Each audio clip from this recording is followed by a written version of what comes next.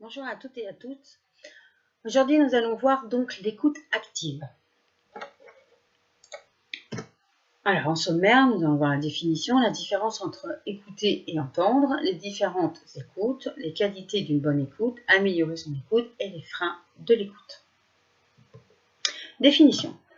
Alors, dans le dictionnaire Larousse, on trouve ce qui est écrit au verbe entendre, percevoir les sons par l'ouïe.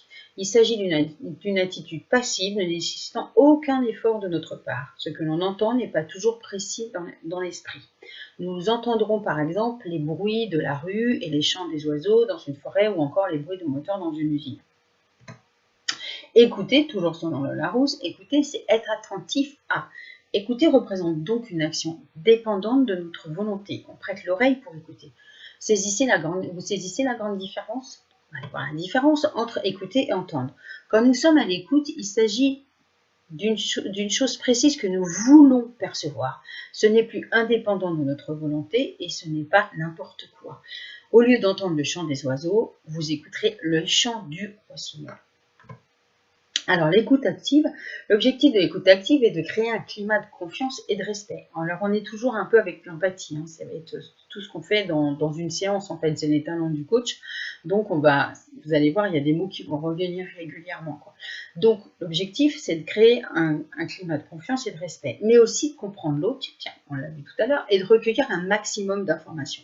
Pour cela, il faut donc écouter attentivement son interlocuteur sans l'interrompre, ni interpréter ou juger ce qu'il dit. C'est une écoute totale et c'est pas si simple que ça, car on a le réflexe quand même de finir les fins de phrases, ou de poser des questions, ou de faire des commentaires. Là, on vous demande de ne rien dire, d'écouter de A à Z, sans rien dire, et de noter en fait ce qu'il dit dans votre tête. La plupart des gens n'écoutent pas avec l'intention de comprendre, ils écoutent avec l'intention de répondre. Ça, nous, en tant que coach, on doit faire la première. C'est-à-dire que les gens, on doit écouter avec l'intention de comprendre et pas de répondre. Et puis, du coup, notre corps est bien fait. L'homme a 2 oreilles et une bouche. C'est pour écouter 2 fois plus qu'il ne parle. C'est un petit clin d'œil. Allez, l'écoute et le coach. Alors, au préalable, le coach réfléchit sur ce qu'il est capable d'entendre sans se laisser déborder. Il est au clair, toujours, je vais vous bassiner avec ça, mais je suis désolée, mais voilà. Vous allez être au clair avec vous-même.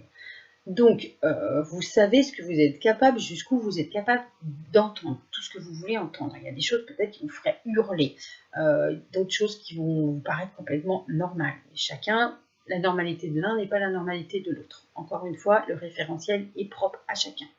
Le coach doit accueillir et organiser les éléments donnés par le coaché afin de faire une représentation cohérente de la situation. Votre but, vous, c'est justement d'avoir une cohérence de ce qu'il est en train de raconter. Donc c'est pour ça qu'il faut vraiment écouter. Il ne faut pas l'écouter d'une petite oreille, mais surtout dire « Ah, mince, là, ce qu'il dit, il y a un truc qui n'est pas cohérent. » Et hop, poser la question après. Une fois qu'il a tout raconté, mais alors, si j'ai bien compris de ce que vous m'avez raconté, il y a ça. Mais est-ce que j'ai bien entendu? Et là, vous dites la cohérence.